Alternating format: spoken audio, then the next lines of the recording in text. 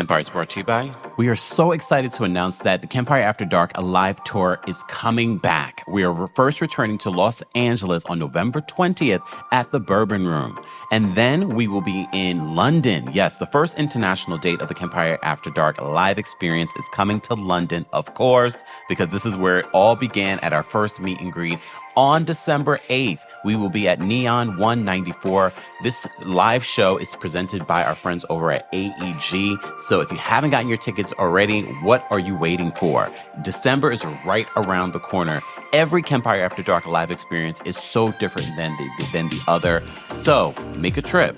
Or if you live in London, come to the Kempire After Dark live experience. And just announce, Washington, D.C., we're coming back. We're coming back. Yes, we're coming back to Union Stage, Washington, D.C. Come out. Get your tickets are now available. Let's sell out all 3 shows for 2024 and the early part of 2025. We'll be in D.C. on January 24th. More information on all tour dates will be available in the description. I'll see you guys soon. You're listening to Kempire here on the Kempire Radio Network. Someone in the live chat on YouTube said, "Rest in peace, Jesus Jugs." Damn. I mean, I love an activated Shannon Storms Bador. She was activated. She was ready for Alexis when Alexis came out. I wasn't sure, guys. I know when they announced that they were going to do 3 parts to the Real Housewives of Orange County reunion, I was like, do we need 3 parts? But the way that it has been produced and edited, the way that they've sort of broken up the stories, I felt like it was perfect. And I'm like, I'm looking forward to part 3. This has been such a good season. And you know, guys, it's not because I was on it. It's not because you guys could hear my voice on it 3 times. It's not because of that. Because I would tell you if it was terrible. I would tell you if it's terrible. And if you haven't gotten into Orange County this season, you're missing out. It's been a good season. It's been really, really good. And I really wasn't sure about 3-part reunion, but part 1, very good. Part 2, even better. And I think with part 3, we can find some resolution and we could be ready for season 19 with the same cast.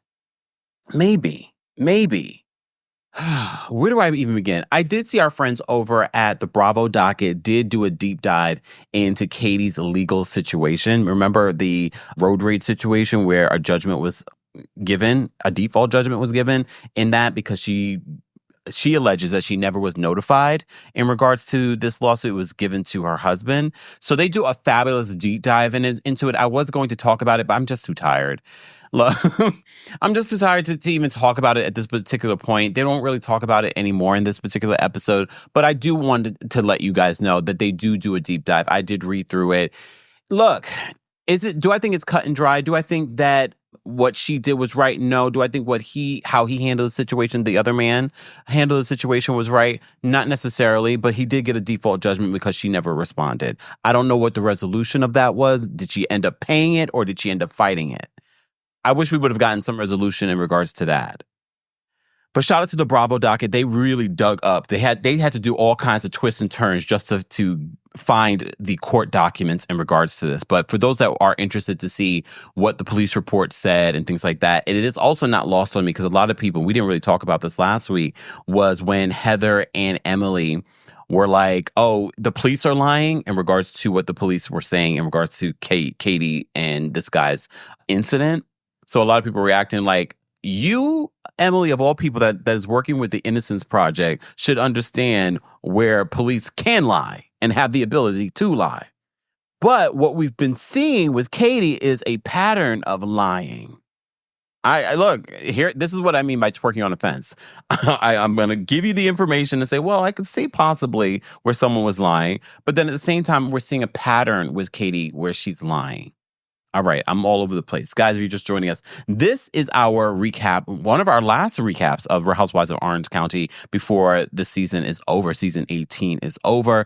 But today's live recap is brought to you by our friends over at Uncommon Goods. The holidays are here. I was just talking with Femtara about the holidays, and she's not ready, but I said, I am ready. I played Christmas music for the first time today. Look, we're already halfway through November. Stop.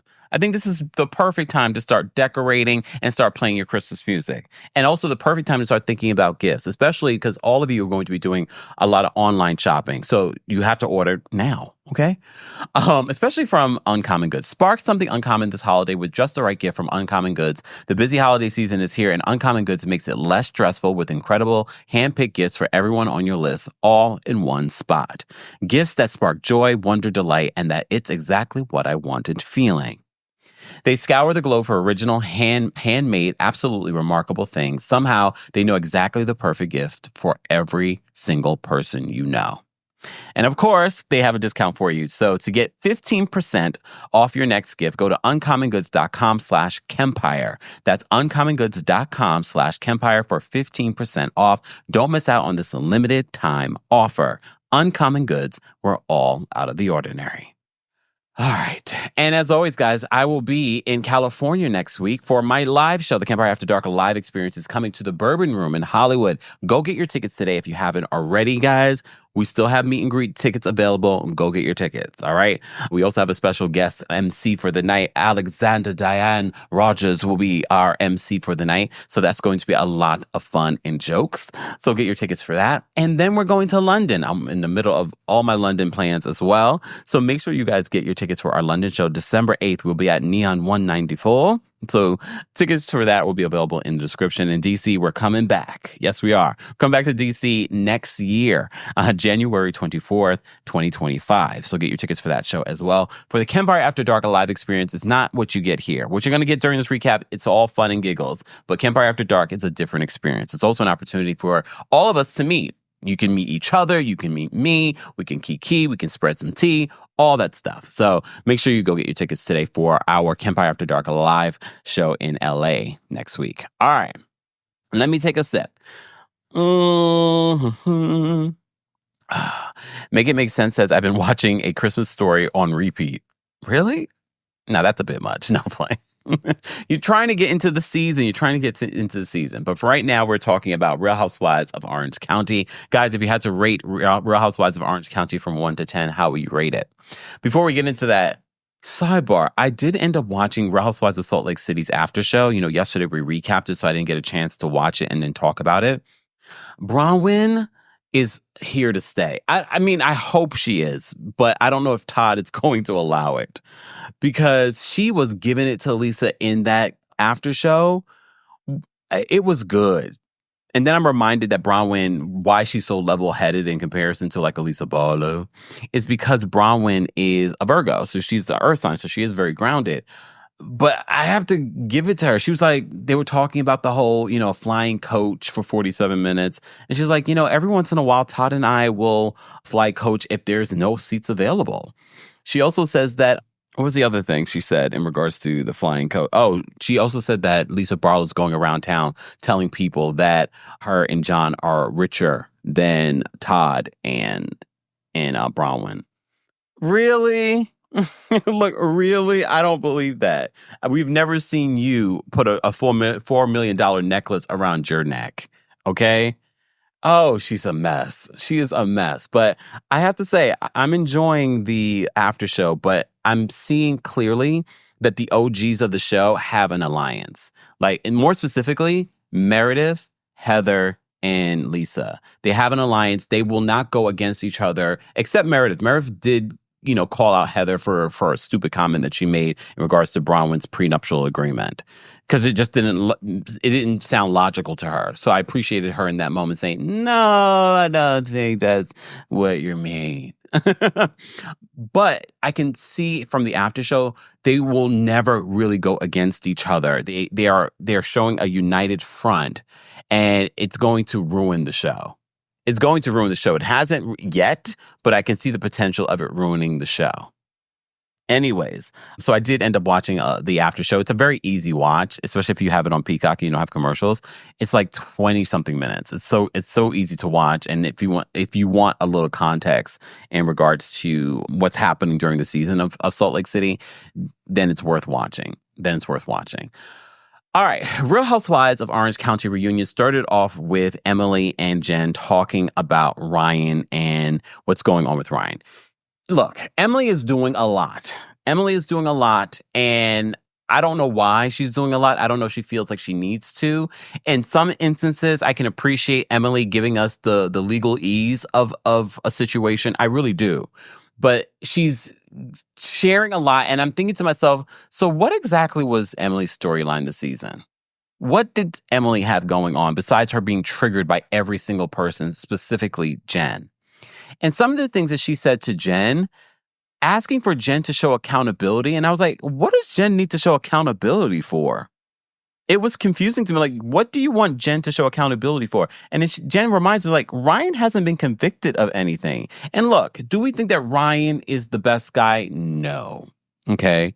However, he hasn't been convicted of anything. So what exactly do you want Ryan to say? What do you want Jen to say? And why would Jen show any sort of accountability? What is she showing accountability for? Okay. Katie says that she feels, at first her husband was nervous being around Ryan and his friend. But after Ryan explained what went down in that whole legal situation, she says she's okay with Ryan. She understands the situation now. I was like, all right. Okay. Heather then says, as a group, we are concerned for you, Jen. We like you. We want you to be well. Honestly, I'm going to give Heather credit here because in one respect, yes, we all love Jen and we all want Jen to be happy. We want everything to work out for Jen. We all are uncomfortable with Ryan and his adjacency, is that a word? To criminal behavior.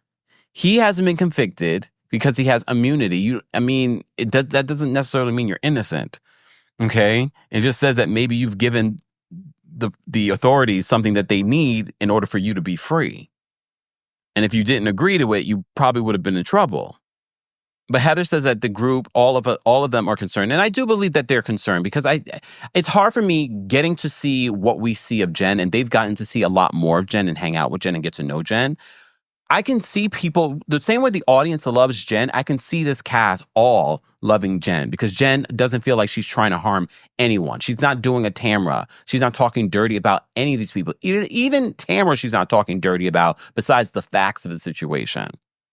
So Heather says, we're just concerned as a group, and we don't want you to end up in a place where, like an Erica Jane. I can see that. I can see that on some level. Could they handle it better? Of course. Of course. So Tamra then also responds, because you remember after she was on Watch What Happens Live, Ryan sent a legal notice, a cease and desist, to Tamra. So she explains how she misspoke on Watch What Happens Live. Do I believe that she misspoke? No, I don't. Tamara lies, and she puts out stuff and she says damaging things and then all of a sudden wants to pull back and be like, oh, I'm so sorry. I misspoke. Okay. But then she goes in on Ryan saying that the reason why she was so upset with Ryan was because of what he said in interviews on a podcast, talking about Eddie being gay and that Tamara's his beard. And Janice was like, he was only responding because of all the nasty things that you've said about him. And then Tamara says, well, he doesn't have to talk about my husband. Eddie doesn't talk about, doesn't talk and say anything on this platform. And we all like, Jen's like, yes, he does. And you can't sit here and say, leave out the husbands when your husband is saying stuff too. And you're coming after my boyfriend and fiance. The amount of hypocrisy that I got from Tamra and Emily in those first few minutes, I was just like, you guys want her to be accountable for what? Tamra, you want to switch the tables and make it seem like she's just, like Ryan's blindly just coming after Eddie for no reason. Eddie has accused Ryan of being a cheater. And Jen, you showed up because we were concerned because Jen is so sweet. I didn't think Jen was going to get activated. I didn't think Jen was going to come in when she needed to come in. And she did because she brought up Tamara's cheating past. And she was like, so how does Eddie feel about you and your past? And I was like, oh, look, oh, it was a read. It was a perfect read. And then they bring up, the night when they went to Katie's house and Tamara got so drunk and she was acting like a fool and Eddie was just so frustrated with her. And apparently there was a rumor out there that Eddie ended up sleeping in the casita. So Tamara's like, my daughter lives in the casita. Eddie was not in the casita. And then they play a clip where Tamara kind of alludes that they slept separately that night. And then even Tamara's response to it, she was just like, well, maybe he slept on the couch. Where did he sleep? So obviously he didn't sleep with you that night. Trouble in paradise? Yeah, I can see trouble being paradise. Anyways, then Jen, still activated, brings up Heather Dubrow's hypocrisy. And she's just like, when I spoke to you about, and I'm not trying to get in between you and Tamara's like, yes, you are. But she's like, you referred to Tamara as a historical friend. What's a historical friend? Just someone that she's been friends with for a long time, so that's the only reason why they're friends? I'm assuming that's what a historical friend means. And Heather tried to downplay it. She's like, no, that's not what I meant. Yes, it is. I don't believe that Heather is real friends. I said this before. I felt like this season was weird, her alliance with Tamara. And I feel like that's exactly what it was. It was an alliance. It wasn't a real deep friendship. I don't see these women hanging out outside of the show. I really don't. Sidebar, do you guys notice that Tamara is barely even seen during this reunion? Like, you see her, she's there, but it's sort of like very demure, not so cutesy, but she's just like very quiet. I thought that was interesting. I was like, oh, she's sort of not even here. Very much like the finale. Does she have to drink to get turned up? This is a lot. Anyway, so then they move on to Jen's finances and everyone reacting to the finances. Emily explains why she was so triggered or reminded of her mother and some of the things that her mother has said in regards to finances. And she wants Jen to be independent. Last in part 1, Jen brought up the fact that Shane's parents, supported them. Only for Emily to come out after the reunion on her Instagram story to point out he does not fund our lives. If Shane's parents funded our lives, we'd be on private jets and doing this and doing that. Not necessarily. They could take care of you and just not be extravagant with it. They could take care of you. The point was that I think a lot of people get this mixed up. They're like, well, Emily's a lawyer. Her husband's a lawyer. They are not top attorneys. Okay, Shane just passed the bar, the California bar. Emily is not a practicing attorney.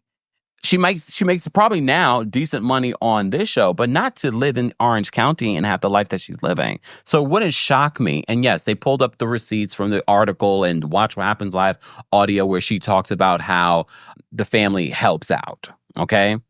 I can't remember the actual terminology, but it helps out. So you can decipher what you want from that. But I do find it interesting, no matter if they want to claim that the parents don't help them out, and there's nothing wrong with the parents helping them out, but don't sit here in judgment of Jen getting helped out by her husband and her family when you're being helped out. I find it hard to believe that you're living in that house with that many kids and a husband that just passed the bar. Not all attorneys make top dollar, okay?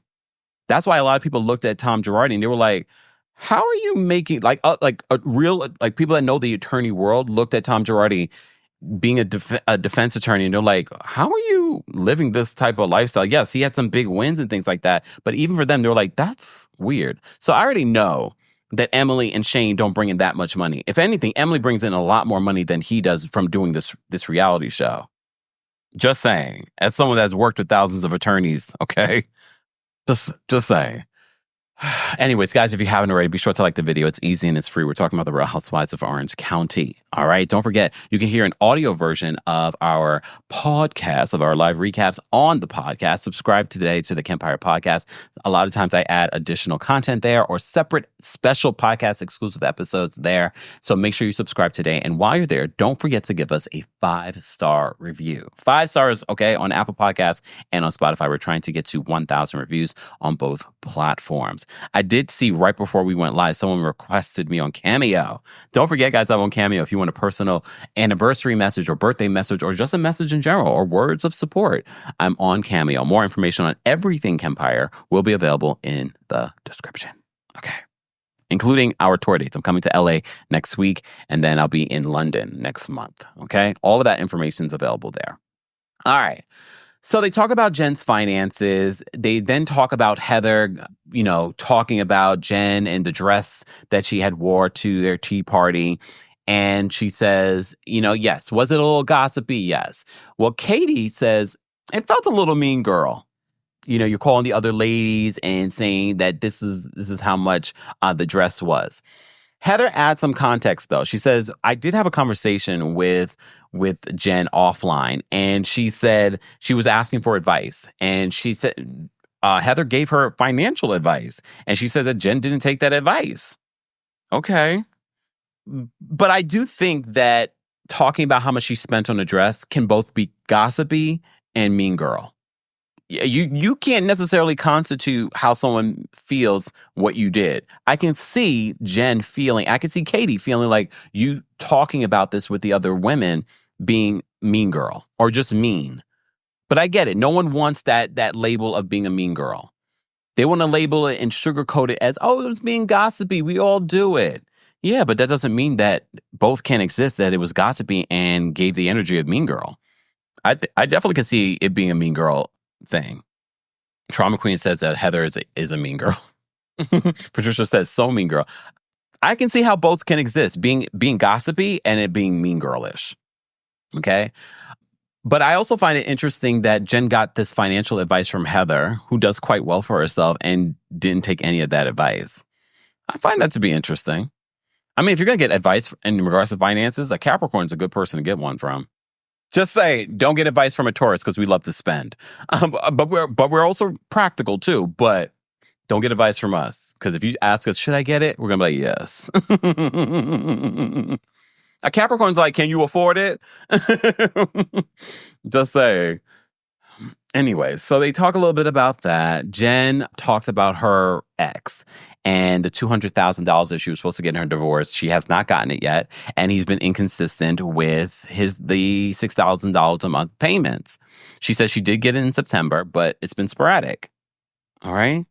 She then reveals that her ex, Emily, this is where I appreciated Emily's legalese mind, because she says she's surprised that her ex, who's an attorney, is not following the divorce decree because this could jeopardize his bar license. And I was like, oh, I didn't think about that. And the only reason why he's probably doing that is probably because he knows that Jen is such a good person that she's not going to report him to the bar. However, unfortunately, that this has been shared on television, anybody could report him to the bar. So it might not be Jen that does it. I'm not saying anyone should, but anyone could do it. They can be like, he's not paying he's not following the divorce decree. He's not paying his spouse's support. I mean, if it's the California bar, he might get away with it. They did Tom Girardi.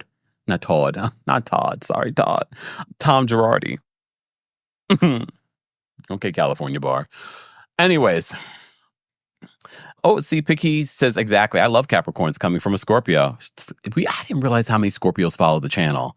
Shout out to all the Scorpios and all the birthdays that are being had right now. Anyways, so Emily shares that, and I appreciate that insight. Gina. So we've been talking about this the entire season because we also saw the article where they had that settlement, Travis and his ex-wife. So apparently that's part of the reason why Gina had been so not wanting to talk about this situation, and part of the reason why she ended up moving out or having Travis move out so they can live separate lives is to take away the option of this ex-wife saying anything that's happening in the household. Even though that's not going to stop her from saying, because you guys still spend time with each other's kids, the ex-wife can still say, oh, well, this happened. So in Gina's mind, she felt like that was a better solution. But that's not a permanent solution. If you guys, they're not even engaged, but I could see them getting engaged and getting married. Then you're going to have to bring your lives together, right? But I completely understand why Gina did it. I just don't know long-term if that's going to work. Like what would you guys do? The first thing that came to mind is like, yeah, this relationship is not going to work because of your crazy ex.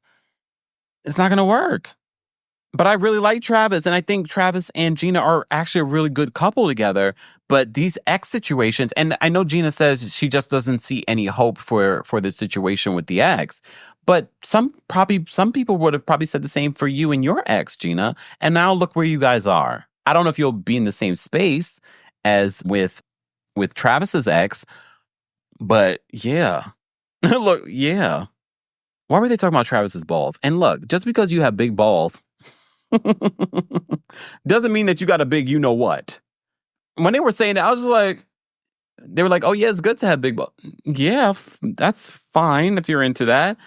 But it doesn't mean that you have a big you know what. I mean, God bless you, Travis. I wish that you do. Because I really like Travis. I think Travis, woo, hold on, Travis. Let me give you my woo hat. Woo, Travis. Woo. You and your big balls. Oh goodness. Anyway, so that's part of it. They talk a little bit about Gina's situation, which I thought was interesting because they talked a lot about Katie last week and they talked a lot about Jen this week. The newbies are bringing it when it comes to a storyline this season. Okay, they're really bringing it. Anyways, Emily and Heather discussed the fashion show and how Emily felt, and I still. Looking back on what Heather said in the confessional in regards to the dress was tight, but Heather admitted that was shade because Emily had been taking shots at her all season. But when I heard that, I was like, well, it definitely looked fitted. It didn't look like it was a huge dress on her. That's what I innocently took it like, well, it fits, right? But no, Heather admitted that what she was saying was shade because Emily had been taking shots at her all season, and they showed clips of Emily doing that. But Emily said that she was physically and mentally affected by that fashion show and her insecurities and what was going on with that. And they put a nice bow on it. They resolved their issues. Do I think that it will happen again? I wouldn't be surprised. Okay, I wouldn't be surprised. Oh, Barbara, this is a good point. Barbara says Travis's ex is getting what she wants. She wore Gina down, can't see it working out. That's why I'm like, if the ex is, I mean, when you look at what the settlement was with Travis and the ex, he really lucked out in that regard because apparently she must have had a pattern of behavior and maybe substance abuse, allegedly. Because all that was mentioned in the settlement. So he kind of won in that regard. I don't know if it's going to change anything in regards to his relationship with Gina, but I don't know. I personally probably like, I love you, but I can't. Look, I can't. This is too much. Like I'm not a drama person. I don't want drama in my life. So if I'm dating someone and they're bringing drama into my life, I love you. From a distance. I'm going to have to love you from a distance. Just saying. I don't know. I don't know if I could deal with it, to be honest with you. Like I said, I don't like drama in my life. So if you're bringing drama into my life, I mean, you're already bringing a ton of kids. I mean, so is Gina. But I'm not bringing kids. It's not going to work for me.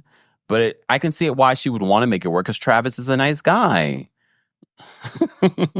Hey, Vicky. Vicky on Facebook says, I hope they work it out. I mean, me too. Like, I hope they work it out. But I don't see it working.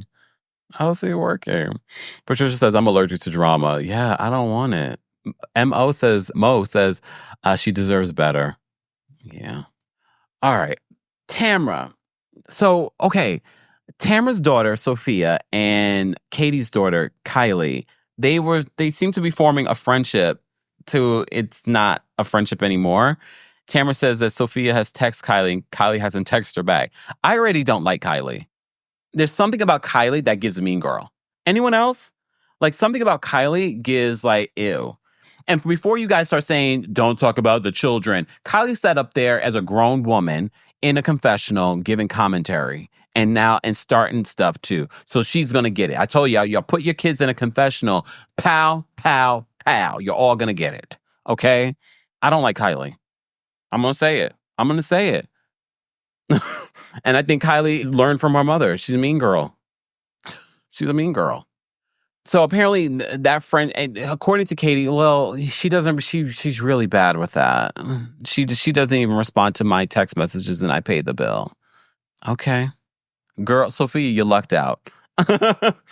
Look, you lucked out. All right. You lucked out.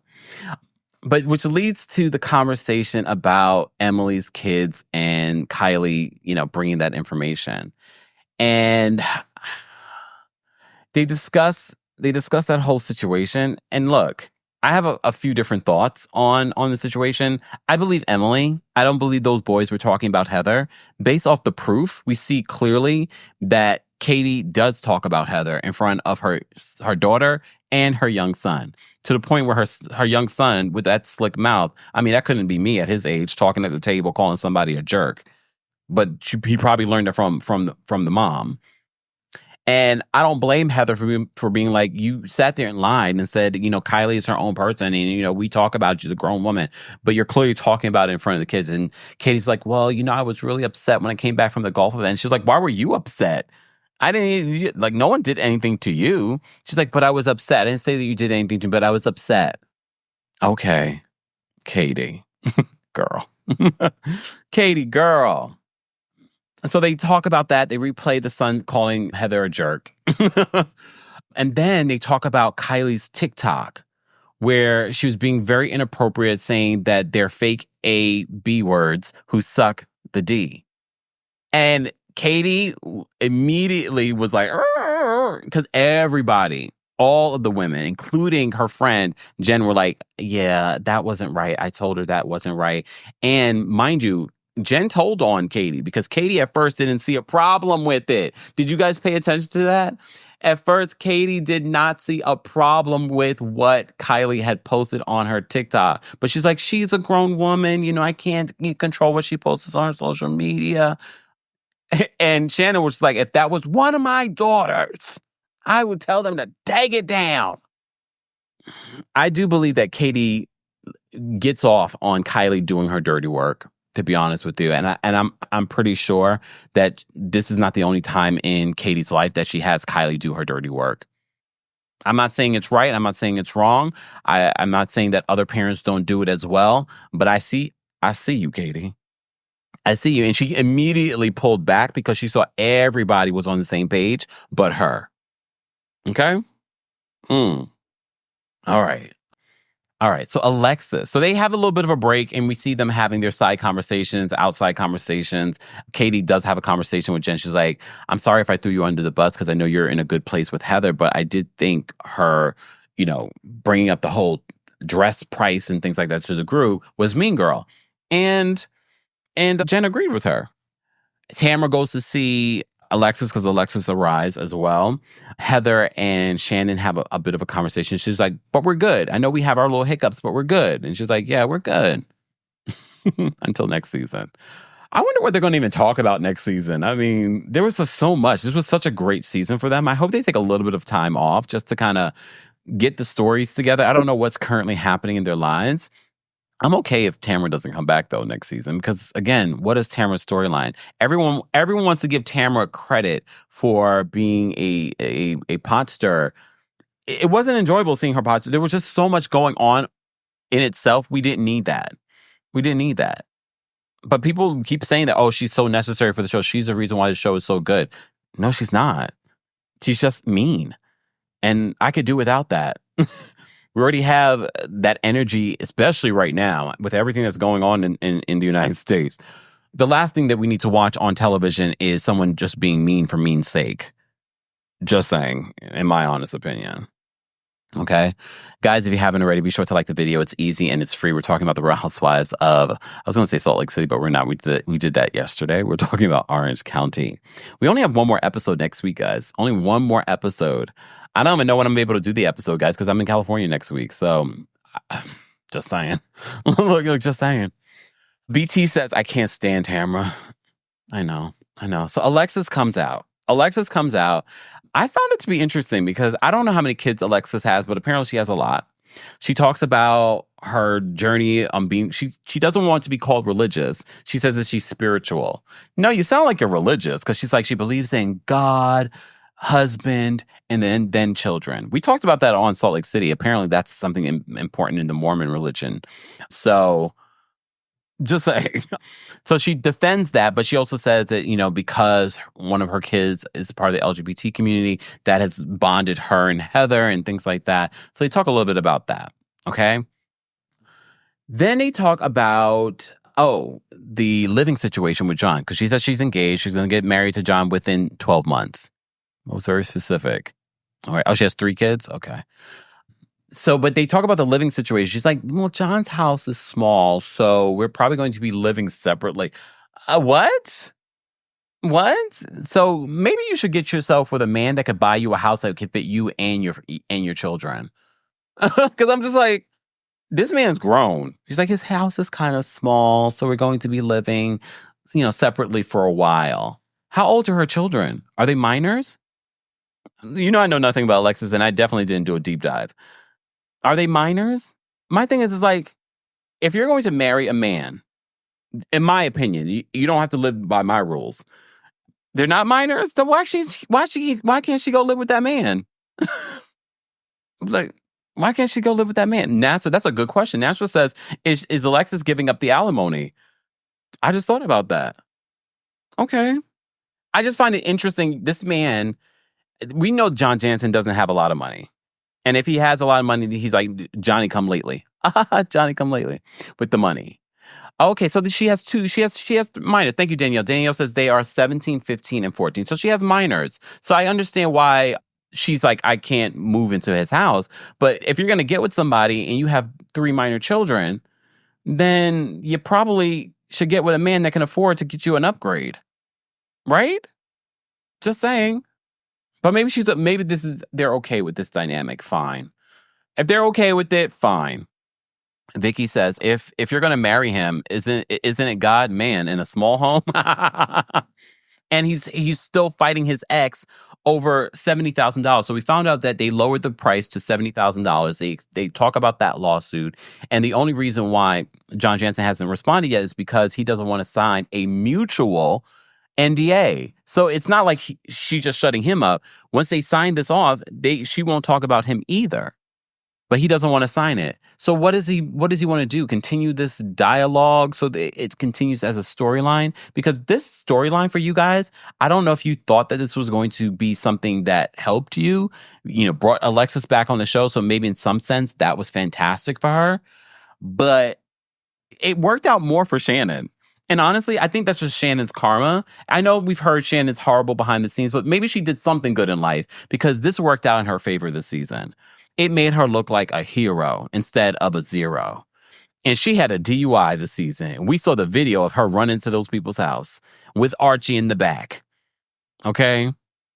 So for her to be able to have the season that she's having, she needs the same Karen Huger. You need whatever juju is over there with Shannon. You needed that. You needed that for your season. Luckily, you have Mia be lying, so that helps your situation a little bit, just a tad. Oh, Rain says Johnny J has insufficient funds written all over his face. Right? He really does. Wait, do I have his picture here? Hold on.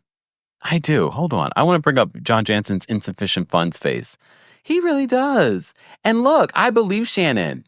I do believe Shannon that she was paying for everything in their relationship. And maybe lately he's gotten the money.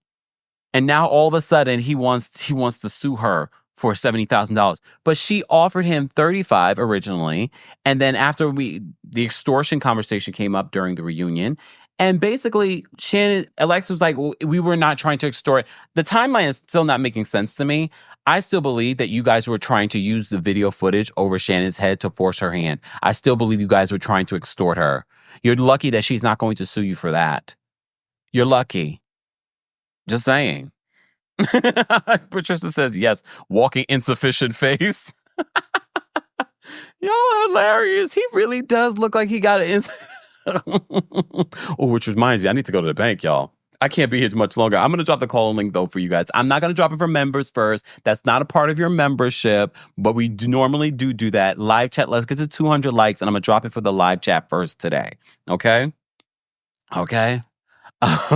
Insufficient fun face. Y'all ain't right, but that was funny. That was funny to me. Oh, Miss Parker. Yes, Miss Parker. Miss Parker says. Miss Parker says that face says I ain't got it. Oh my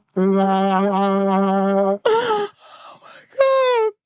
Miss Parker said that face says I ain't got it. Ray says I love us. We are a mess. Loretta said that he's dumpster diving.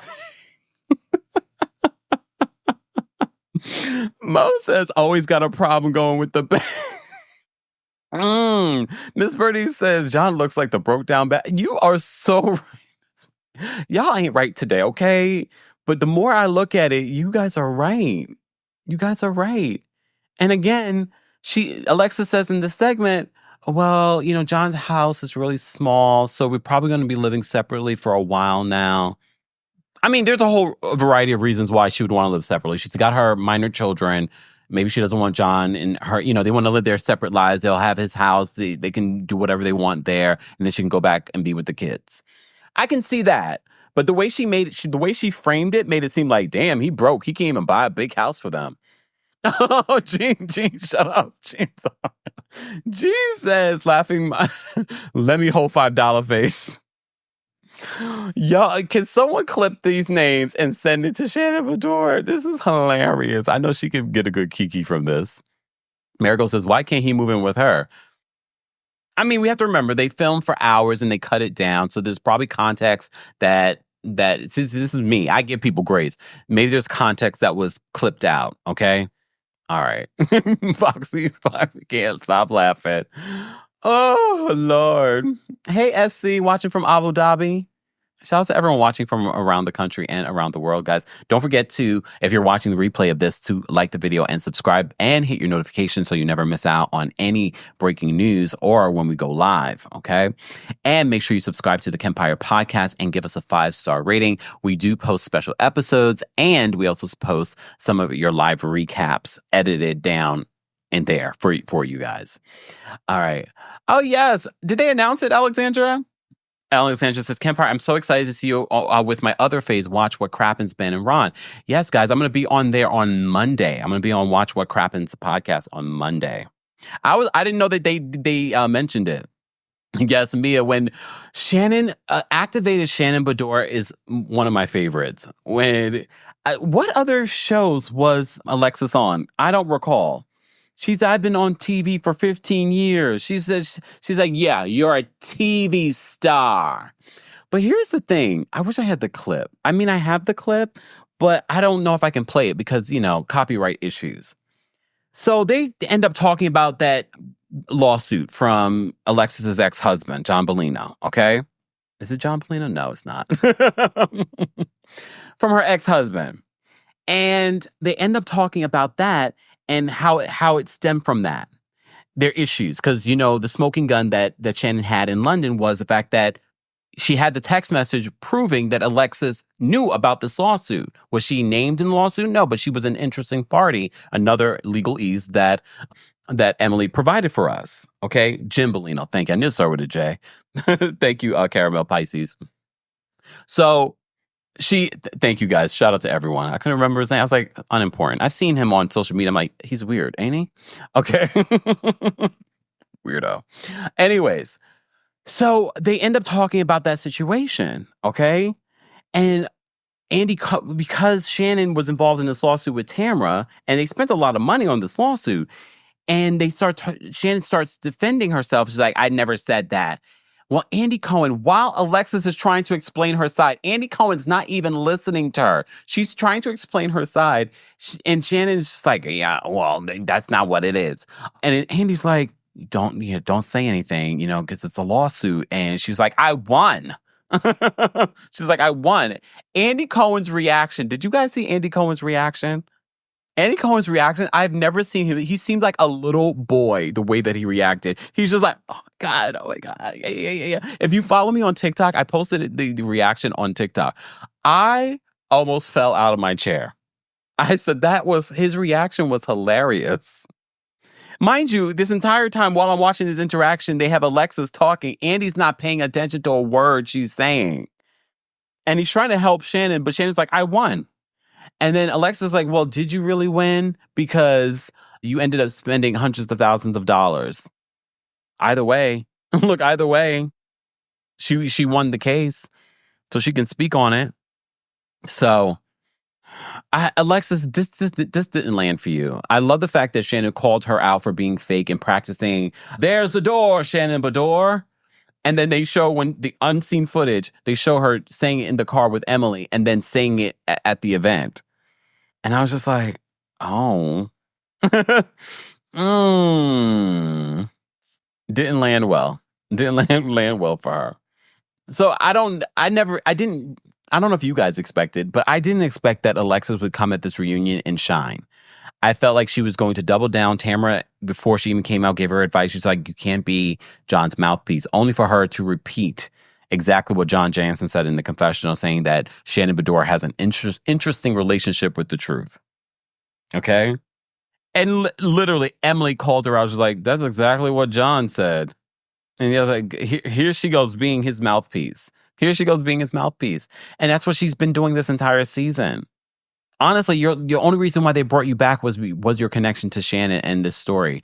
There was nothing else really going on with you. But I told you, I didn't mind Alexis this season. She was kooky. She was weird. She was funny when she wasn't talking about Shannon. She was hanging out with the other ladies. But fine. Look, but fine. Exactly. Deborah says verbatim. Verbatim. Okay. Guys, we're almost at 200 likes.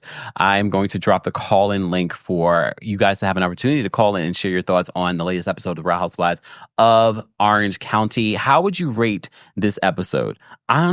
Guys, I don't give 10s easily, but the way that they've been able to keep me engaged, I actually looked forward last night to watching the episode, even though I had so many other things to do. You guys know I went live last night to give you an update on Kenya Moore and her interview with Tamron Hall, for those that may have missed it. Right after that, I still was like, you know what? I had some work to do. I had some editing and things I needed to do. I still was like, I need to watch Orange County. And this entire season, I haven't really felt like that. And I watched it and I was like, this is good. I watched it again this morning. I was like, this is good. I'm going to give it a 10. I might be giving them a grade on a curve, but overall, they've had a really great season. Oh, the other thing I forgot to mention, shout out to the editors. You know how you'll see the side-by-side screen? The way that they edit it, I haven't seen them do this on other reality shows or specifically Real Housewives, but they would have certain people talking and then they would have two other like mini cameras, multiple cameras on the screen at the same time showing everyone's reaction. I was like, this is good. I'm surprised that other people haven't done this before. I'm sure they have, but I haven't seen it on Housewives. But I appreciated the production of what they did there because we literally got to see everyone's reaction at the same time when people were saying certain things. I was like, this is so good. So good. They've been doing a good job. I have to give them credit. And we got multiple scenes that we never saw before during the reunion. I was like, here we go. Shout out to Evolution. Shout out to Evolution. They did what needed to be done. So I'm holding out hope. I don't know. I know it's the same production company that produces Real Housewives of Beverly Hills. I don't know if it's the same producers though. But we shall see. We shall see. I'm excited about Real Housewives of Beverly Hills. That premieres the day before my Kempire After Dark, a live show in Los Angeles. So, that's going to be the first place that I talk about it. And honestly, I'm not going to talk about it until I'm back in New York. So if you're going to wait on and hear my thoughts for those that are in California, no, you need to come to the show. Come to the show. More information is available in the description in regards to our November 20th show next week, Wednesday at the Bourbon Room. And then we're in London on December 8th. And then we're coming back to Washington, D.C. on January 24th. More information on the Kempire After Dark, a live experience, a very different experience. For those that have been to the show, let people know it's not what you see here on YouTube. We are not mincing words. You guys get to interact. You guys you get to scream at me, your thoughts. You never know what I'm going to say. I might even cuss a little. You get to ask all the questions. Sometimes tea is spilled. Just saying. Anyways, make sure you guys get your tickets today for all of our shows. LA next week, London next month, and then the following month we'll be in Washington, D.C. All right? All right. I didn't even drop the call link. I'm busy chatting. All right. How would you guys, again, would rate Real Housewives of Orange County? I see a lot of 10s in the chat.